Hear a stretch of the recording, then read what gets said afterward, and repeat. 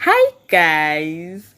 Welcome to my podcast. My name is Toby.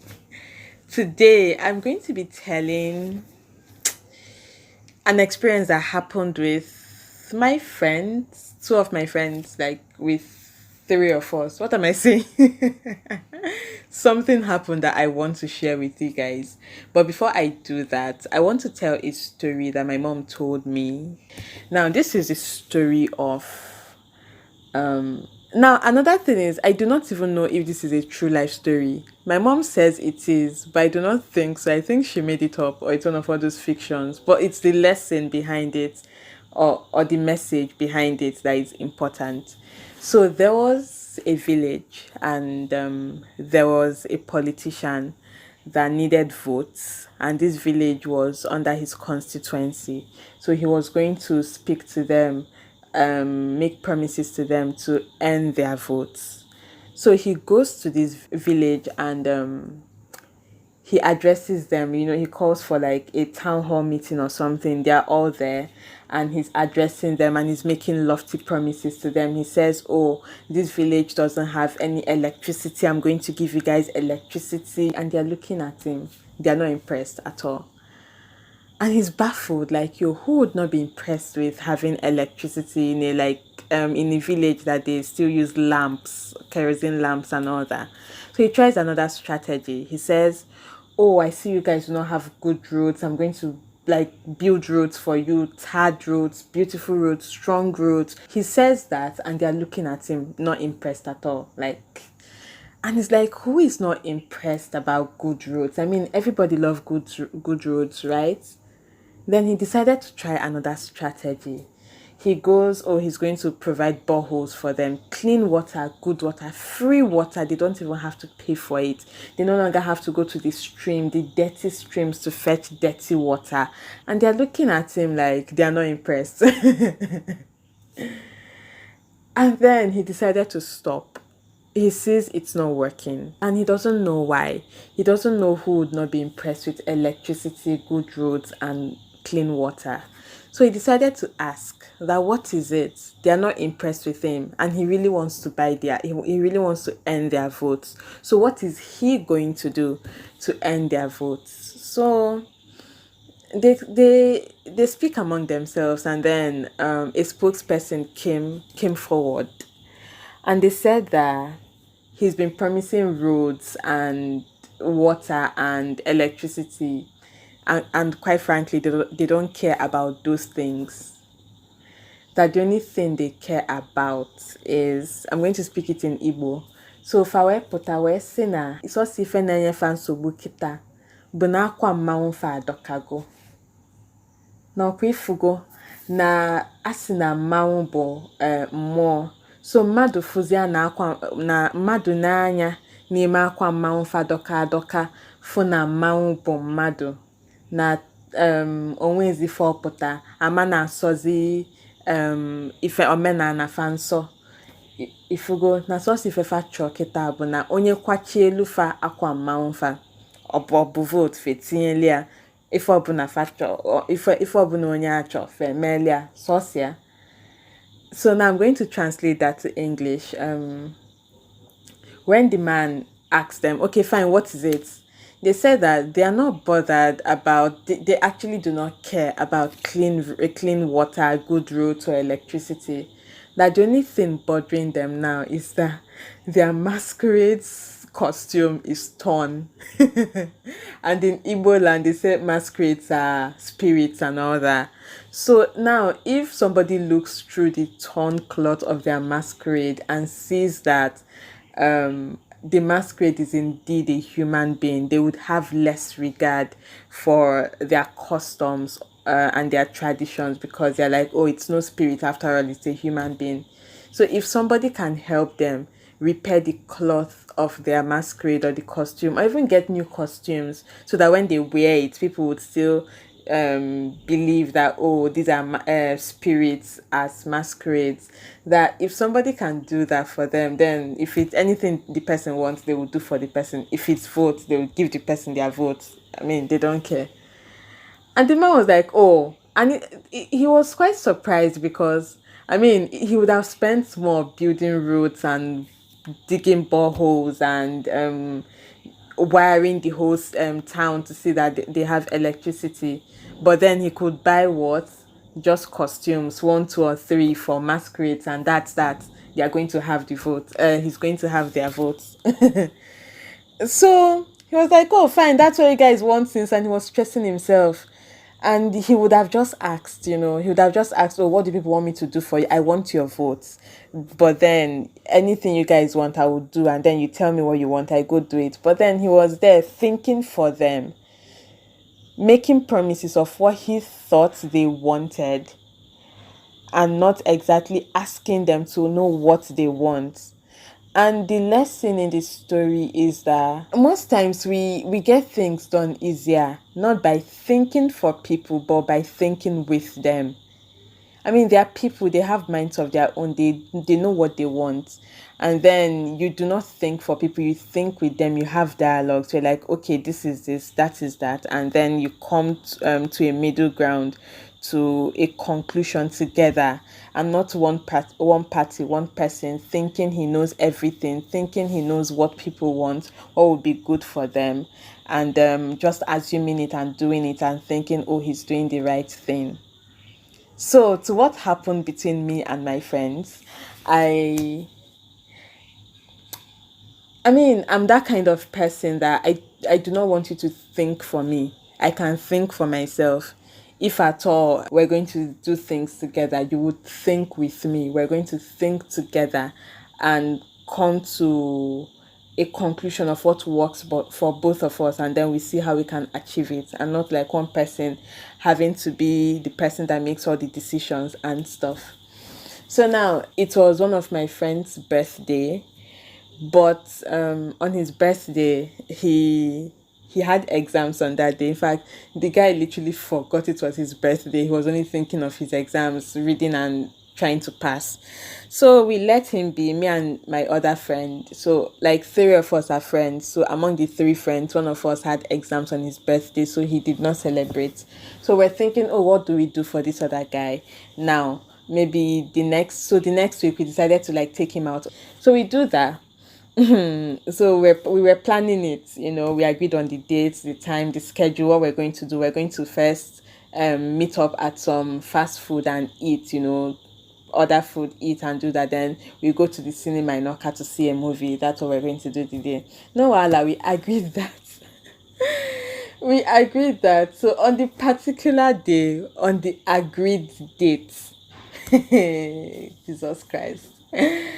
That was how I woke up. I was normal. I was looking forward to spending time with two of my friends, and I took my bath. I did everything. I ate food. We're supposed to meet by 1 p.m. Around 10 a.m. I was alone in the house. My dad had gone out, and my belly started paining me. My stomach was aching, and it was my period. God, the damn period came that day. I'm like, oh God, could it get worse? Like today of all days, like why? You did not see yesterday to come. You did not see, okay, tomorrow. It's like it is like that today. So, I mean, somebody would be thinking, yeah, but I mean, you would have known that it would be coming, right? I mean, a normal human being, any regular female would know when their period is coming, but not me. Not this Toby. I never know these things. I've tried calculating. I always forget. Okay, so truth be told, it's not that I forget. I don't even like have it in mind to calculate these things.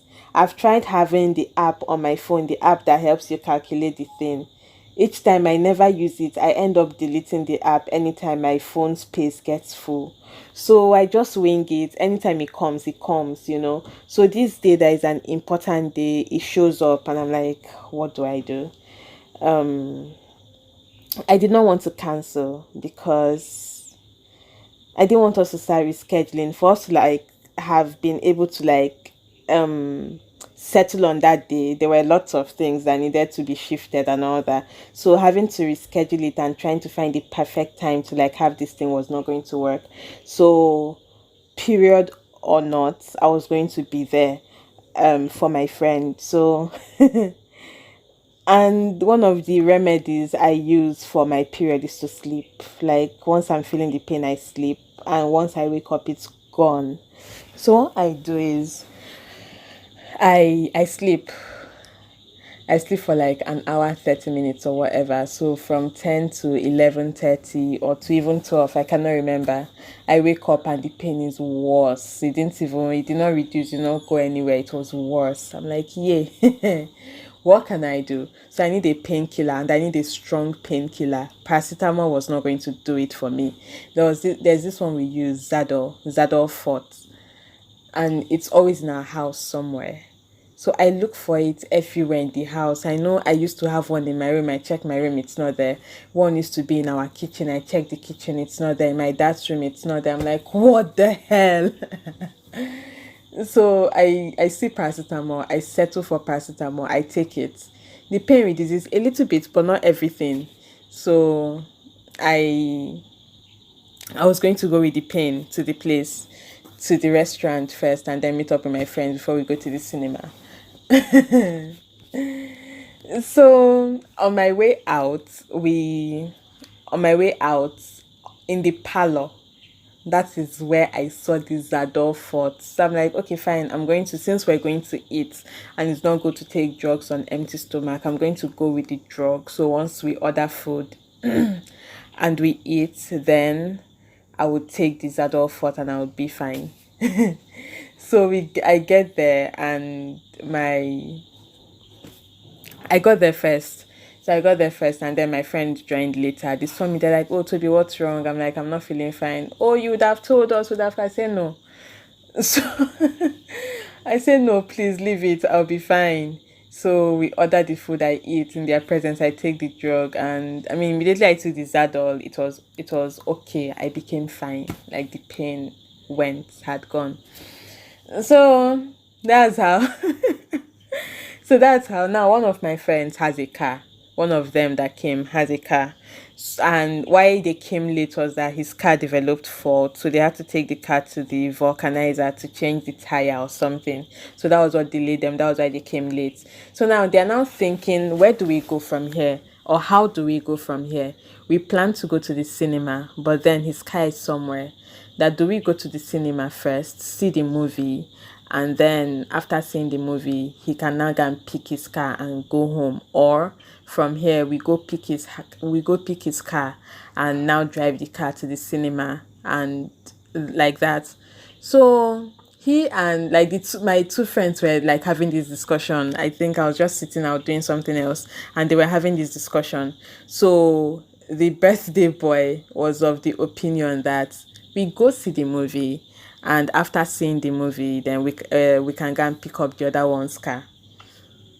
And the other one was thinking, no, that by the time we finish the movie, it would have been late, and he's planning to take Toby home. So he wants to go pick up the car first, then we drive it to the cinema. Once we're done with the movie, he drops Toby at her house, and then they can go home. As he was talking of his elaborate, beautiful plan, I'm like, hold it there. What do you mean you're taking Toby home? Yeah, and when did we plan that one? Like, when did we decide that, oh, you're going to take me home? What if I don't want to be taken home by you? So how can you think for me? Why why are you thinking for me? I mean, we would have talked about this together, but no, you decided, oh,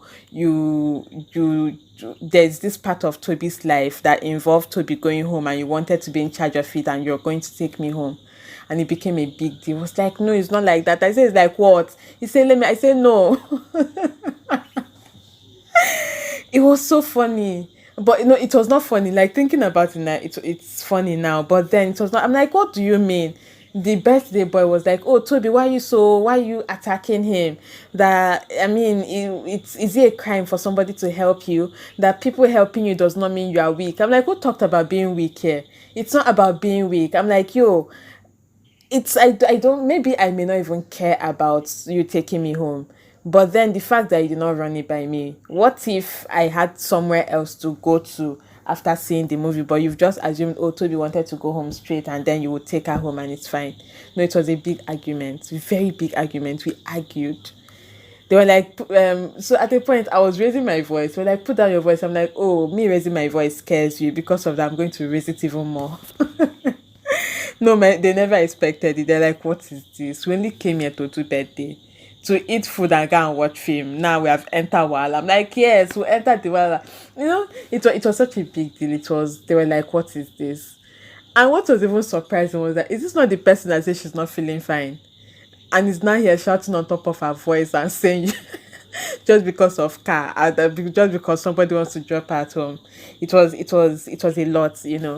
So they were like, they do not understand, why are you, like the birthday boy said, oh, that, I mean, why is it so difficult for you to accept help? Why it does not mean you're weak. But for me, it was not that. I was saying something, but they were hearing something else. I was saying, don't think for me. I can think for myself. I can decide what I want. I can decide how I want to get home. Or at best, we think about it together. You discuss it with me. Oh, okay, this is in that discussion they were having. I would have been in that discussion and maybe contributed, oh, if I wanted to be taken home or not. But he was like putting his points, like, these are the final point and this is it. I am taking Toby home expressly. And I'm fighting, don't think for me. I know this is something very minute, but that is how it starts. People thinking for other people and then making decisions for them, that kind of thing. And it wasn't funny at all. And my friends were thinking I was overreacting. I'm like, no, I'm reacting adequately, really. I know I came at them from a point of attacking them, like, oh, what do you mean? You don't do that. But I know if I did not do that, if I had come softly, they would have dismissed it as, oh, laughed it off, or maybe Toby's not serious. And I do not want to be laughed off or not being taken seriously. I wanted to be taken seriously, that, you do not think for me. Even if I'm going to pass the point by attacking you, I would do that, but I make sure I resist being thoughtful, if that makes sense. So, because I mean, the thing is, you might be thinking for somebody and thinking you're doing good, but the truth is, if you actually think with them, you're making things easier for both them and yourself, and everybody's happy at the end of the day. So that's the experience I wanted to share with you guys. And it's not just that. It's not just maybe that the experience with my friend is like one out of everything, but it's like a lot of things, lots of situations in life when you go and things are already being put in place for you. For example, the scissors is made in such a way that it is for right-handed people. So if you try to cut something with using a scissors with your left hand, it's not possible. Like, it's not going to be sharp. So scissors was made for only right-handed people. So you see somebody that is right-handed thinking for those that are left-handed. I mean, they don't even know they exist. They're like, oh, a scissors should be used with a right hand, so therefore we make it in this way. But assuming everybody that uses a scissors was considered or were brought into the decision-making process of using scissors, maybe scissors would have been made in such a way that left-handed people can be able to use it.